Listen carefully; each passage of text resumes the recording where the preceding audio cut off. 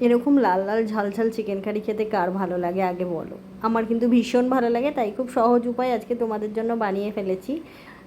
তো দেখো, যারা ডায়েট করো একদম বানিও না, কেন বলো তো, এটাতে একটু তেল বেশি আছে। তবে মাঝে মধ্যে ডায়েট করলে তোমরাও খেতে পারো, আমি তো খাই, তোমরাও তাহলে ট্রাই করো, খেতে কিন্তু দারুণ হয়। প্রথমে কড়াইয়ে অল্প পরিমাণ সাদা তেল, সর্ষের তেল দিয়ে দিলাম। দুটো তেলই ব্যবহার করেছি, আগেই বলেছি তেলটা একটু বেশি পরিমাণে ব্যবহার করব।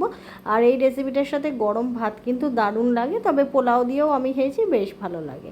তেলটা গরম হয়ে গেলে এতে দিয়ে দেবে নুন আর হলুদ, দিয়ে এটাকে আর একটু গরম করে নেবে। নিয়ে আগে থেকে যে আলুগুলো কেটে রেখেছো সেই আলুগুলো দিয়ে দেবে, দিয়ে আলুগুলোকে ভালোভাবে ভেজে নেবে।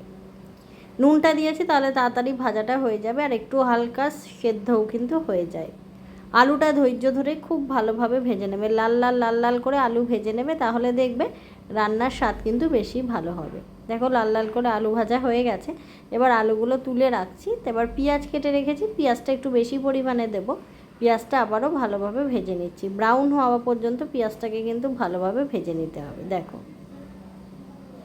আবারও বলছি, ভিডিও ভালো লাগলে লাইক শেয়ার করে একটু পাশে থেকো।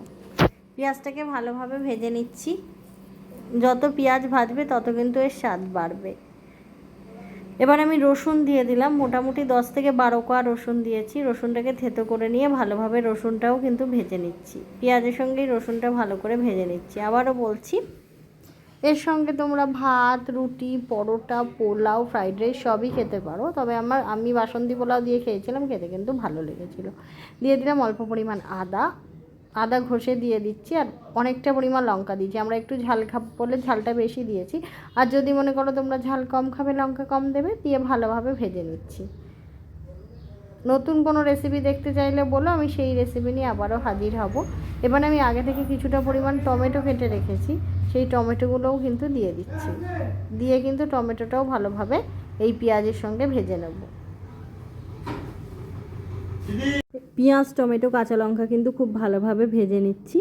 আর আমার চ্যানেলে পোলাও, নান, তারপর তোমার নানা ধরনের পরোটার ভিডিও রয়েছে, তোমরা দেখে নিতে পারো, এবং বিভিন্ন ধরনের ফ্রাইড রাইস, চাউমিনেরও ভিডিও রয়েছে, সব কিন্তু তোমরা দেখে নিতে পারো। বাসন্তী পোলাও রয়েছে, সেটাও ট্রাই করতে পারো একবার।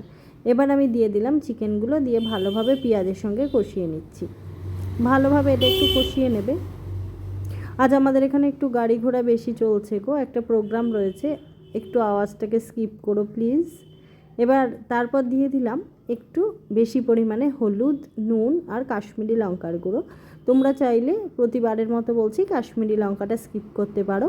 দিয়ে দিলাম মৌরি গুঁড়ো আর জিরে গুঁড়ো, দিয়ে ভালোভাবে মাংসটাকে কষিয়ে নেব। আর সামান্য পরিমাণ জল দিলাম, দিয়ে মাংসটাকে কষিয়ে নিচ্ছি। যত কষাবে তত কিন্তু এর থেকে তেল ছাড়তে শুরু করবে, আর খাবারের স্বাদও কিন্তু তত বেড়ে যাবে। দেখো ভালোভাবে মাংসটা কষিয়ে নিচ্ছি। দেখো আর একটুখানি জল দিলাম, দিয়ে মাংসটাকে ভালোভাবে কষিয়ে নিচ্ছি, নিচে লেগে যাচ্ছে বলে। আমার মতো করে এইবার তোমরা একবার ট্রাই করো এই চিকেন কারিটা, খেতে কিন্তু যে কি ভালো লাগে সেটা যতক্ষণ না খাবে ততক্ষণ বুঝতে পারবে না। দেখো মাংসটা কষিয়ে নিচ্ছি, কালারটা কত সুন্দর এসছে, তাই না? এবার আমি যে আলুগুলো আগে থেকে ভেজে রেখেছি সেই আলুগুলো দিয়ে দিলাম, দিয়ে সেটাকেও কিন্তু ভালোভাবে একবার কষিয়ে নেব। আর অল্প পরিমাণ জল দিচ্ছি। মাংস আর চিকেনটা কিন্তু ভালোভাবে আলু আর চিকেনটাকে ভালোভাবে কষিয়ে নিচ্ছি। দেখো কালারটা কত সুন্দর এসছে, তাই না? দেখো, যেহেতু টমেটোটা বেশি দেওয়া রয়েছে সেই জন্য কিন্তু দেখতেও ভালো লাগছে কত। আমি ভয়েস ওভার দেবো কি, জাস্ট বলতে পারো জিভে জল চলে এলো। দেখো কত সুন্দর দেখতে লাগছে, ভালোভাবে কষিয়ে নিয়েছি। আমি তোমাদেরকে বলবো, যে কোনো রান্না একটু ভালোভাবে কষিয়ে করবে, তাহলে কিন্তু খাবার স্বাদ বেশ ভালো লাগে। দেখো কত সুন্দর লাগছে। এবার আমি পরিমাণ মতন জল দিয়ে দিচ্ছি, কারণ আলুটা সেদ্ধ করতে হবে, মাংসটাও সেদ্ধ। এবার আমি ভালোভাবে চিকেনে জল দিয়ে একটুখানি সেদ্ধ করতে দেবো, যেহেতু আলুটাও সেদ্ধ করতে হবে। কষিয়ে নিয়েছি তো, সেই জন্য ভালোভাবে কষিয়ে নিয়েছি। আলুটাও ভাজা অনেকটাই প্রায় সেদ্ধ হয়ে এসেছে। তোমরা কিন্তু যতটা ঝোল খাবে তার ওপর রাখবে। আমি একটু মাখা মাখা করেছি, তো তার জন্য আমি জলটা সেই বুঝে দিয়েছি। এবার আমার রান্না হয়ে এসেছে, আমি ওপর থেকে গরম মশলা দিয়ে দিলাম। এটা আমি গরম মশলা গুঁড়ো ব্যবহার করেছি। ঠিক আছে, এবার ভালোভাবে নেড়ে নিচ্ছি।